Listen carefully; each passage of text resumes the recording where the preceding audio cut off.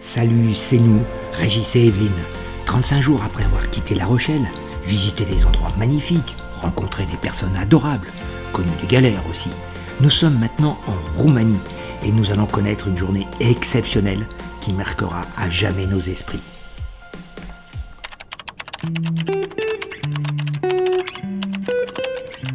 On s'est levé de bonne heure ce matin et on a vite chargé les motos avant le petit déjeuner. Une fois le ventre bien rempli, on était sur les motos, direction Sébès.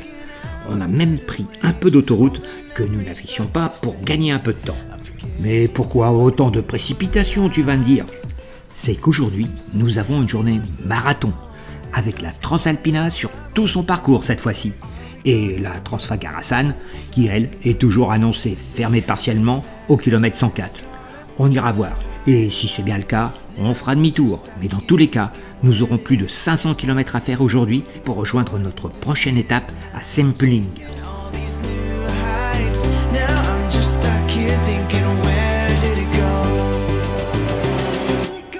Bon, ça y est, on a attaqué les premiers kilomètres de la 67C, la Transalpina.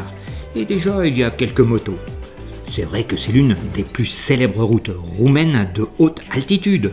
D'une longueur totale de 146 km, son point le plus haut est à 2145 mètres d'altitude. Et c'est forcément un mets de choix pour tous les motards.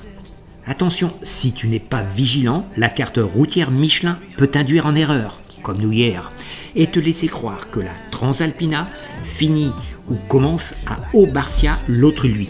Tu te priverais alors de tout le parcours d'altitude.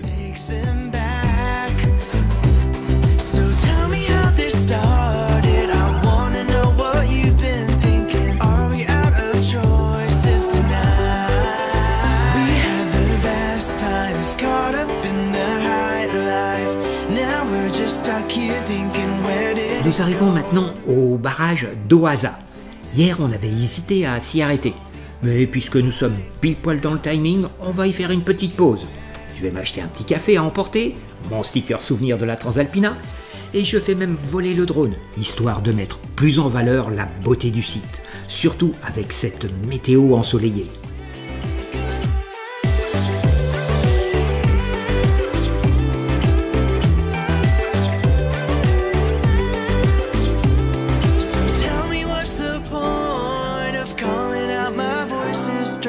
Are we gonna put up a fight? So tell me how this started. I wanna know what you've been thinking. Are we out of choices tonight?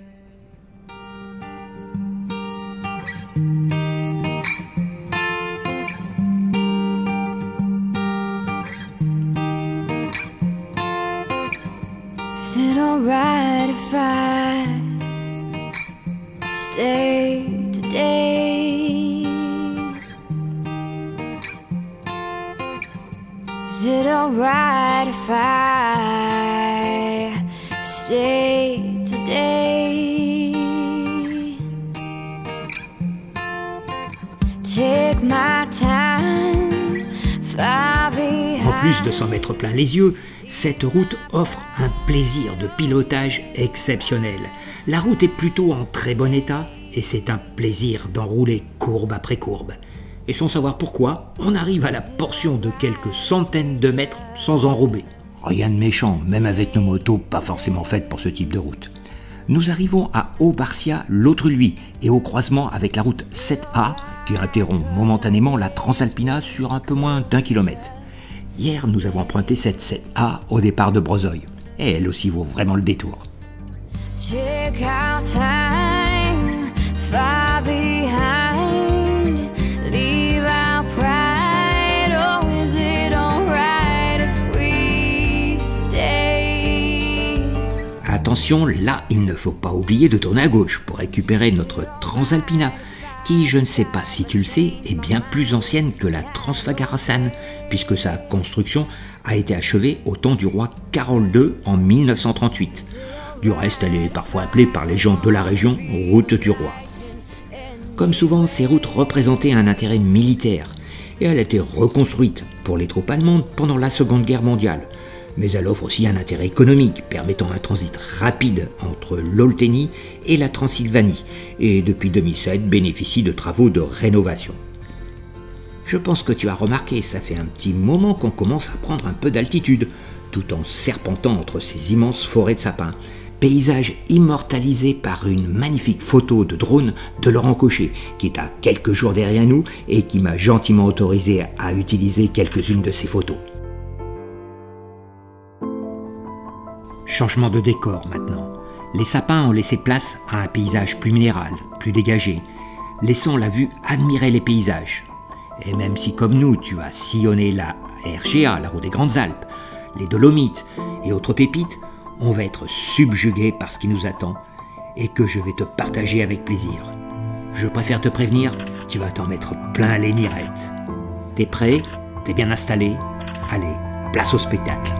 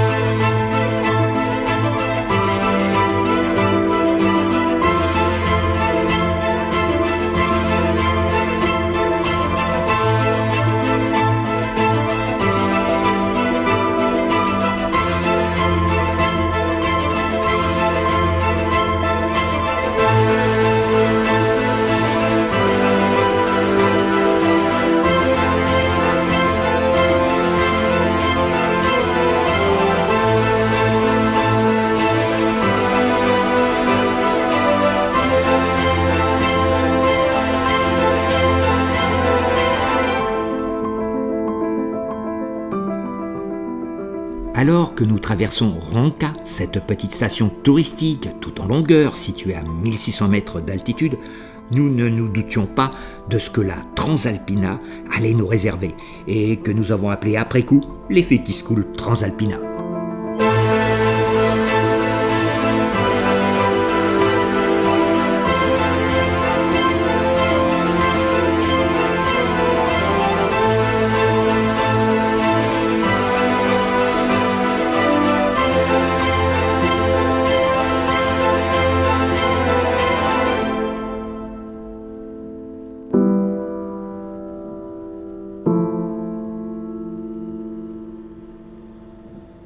Pas simple de faire la transition. Sans nul doute, cette route va marquer à tout jamais, de façon indélébile, nos souvenirs. La température extérieure a fait un bond vers le haut, et on va profiter d'une station-service pour nous alléger, faire un complément d'essence, et aussi faire quelques courses pour pique-niquer sur place. Et là, une petite fille dans la voiture de ses parents n'en revient pas de voir Evelyne descendre de sa moto. Evelyne ajoute un sachet de fraises tagada aux emplettes et l'offre à la petite fille qui est descendue de la voiture et qui se jette aussitôt dans ses bras pour la remercier.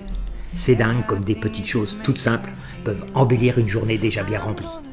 On ne s'est pas éternisé pour autant et on a vite repris la route. C'est que nous avons pas mal de kilomètres à faire encore.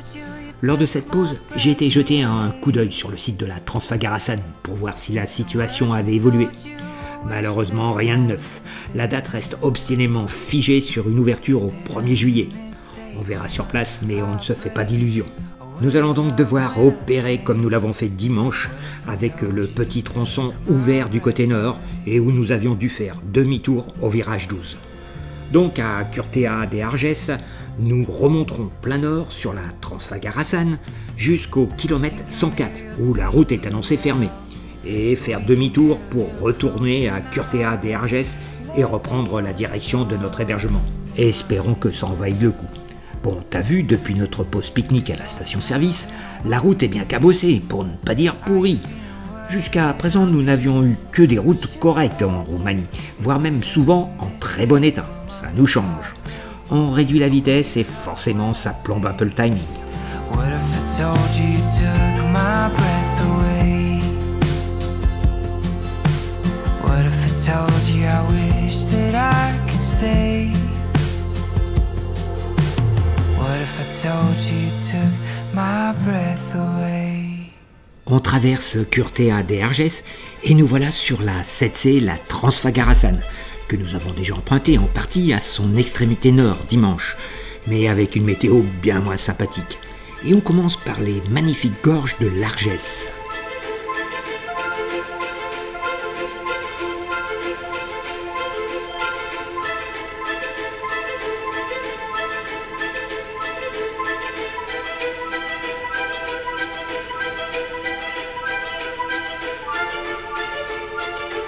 Si nous avions retrouvé un bon état de chaussée à la sortie de Curtea de Arges, ça n'a pas duré. Tout en admirant les paysages, il faut faire attention aux nids de poules. Et, sans prévenir, à gauche de la chaussée, un ours en train de se promener. Rien de plus classique sur la Transfagarasan, tu vas me dire. Oui, mais quand même, je te jure, ça fait drôle. J'avais bien vu l'alerte sur mon smartphone qui signalait la présence d'ours, mais je ne pensais pas en voir un aussi vite au début de la Transfagarasan. Imagine, nous sommes à peine à 8 km du centre du petit village de Capataneni où nous sommes passés tout à l'heure. Comme sur la Transalpina, la construction d'un barrage a entraîné la création d'un grand lac artificiel. Construit dans les années 60, il est très impressionnant. Du reste, à la fin de sa construction, ce barrage était classé 20e plus haut du monde. À peine reparti, nous apercevons des motos qui roulent lentement et une autre arrêtée. Quand tu as ce type de ralentissement sur la Transfagarasan, c'est qu'un ours n'est pas loin. Et ça ne manque pas. Un pépère est tranquillement allongé dans le fossé. Si la Transfagarasan n'est pas totalement ouverte, les ours, eux, sont prêts. À croire même qu'ils se réjouissent de nous voir passer. À moins que, malgré l'interdiction, ce soit les friandises que certains leur donnent. Mais attention, même sous leurs airs tranquilles, ça reste des animaux sauvages. Et tous les ans, des incidents se produisent.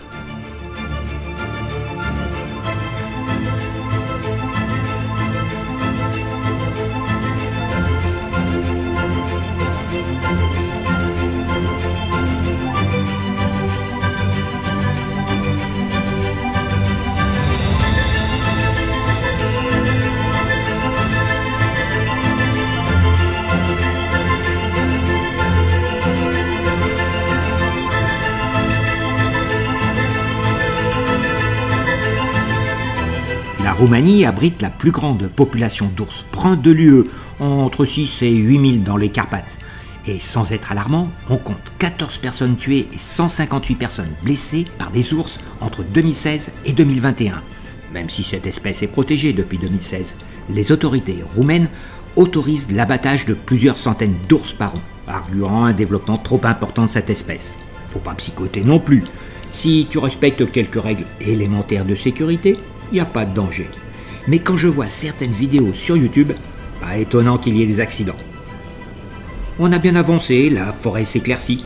Nous ne rencontrons plus de panneaux d'information sur une éventuelle route barrée et nous commençons à espérer pour pouvoir passer sur l'autre versant. Mais voilà, fin de l'histoire. Plus qu'à faire demi-tour.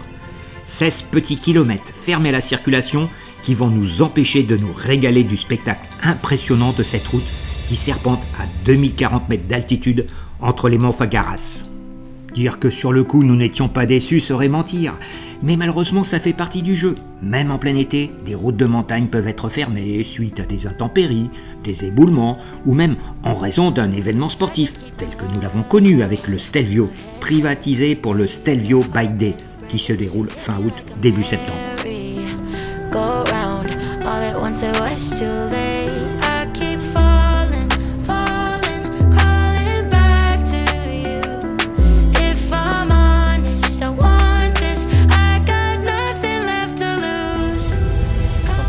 Toi là-bas, ouais, c'est à toi que je cause là-bas.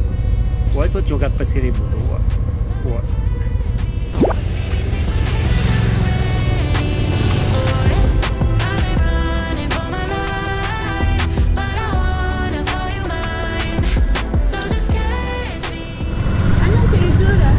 oui, ce sont les deux jeunes ours que nous avons vus tout à l'heure dans l'autre sens. Edeline reste à l'arrêt un peu plus longtemps que moi, et si tu es attentif, tu vas entendre une corne de chasse.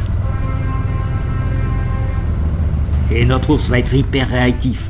Certainement l'ouverture de la cantine. Du reste, son compère est déjà parti.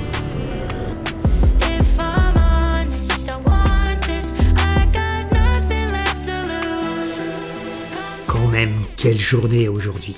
Il nous reste encore une cinquantaine de kilomètres pour rejoindre notre hébergement à Kampeling, une chambre dans une magnifique maison historique entièrement restaurée, située en plein centre, avec parking privé pour les motos.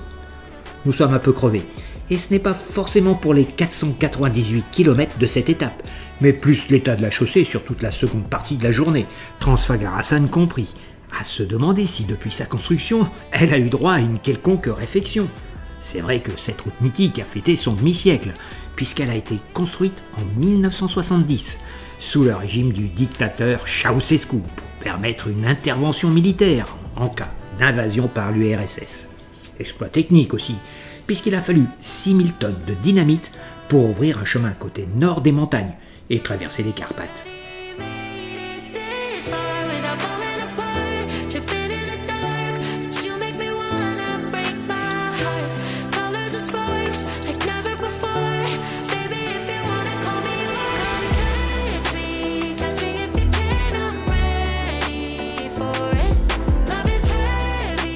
Et nous voilà arrivés. On stationne les motos dans la cour, on ne prend qu'une partie de nos bagages puisque nous ne sommes là que pour une nuit, on s'installe et après une bonne douche revigorante, on part dans un restaurant tout proche où nous passerons une excellente fin de soirée. C'est aussi la fin de cette partie, mais pas de la Roumanie, car tu vas voir dans le prochain épisode, il y a encore de magnifiques choses à découvrir dans ce pays dont nous sommes tombés sous le charme.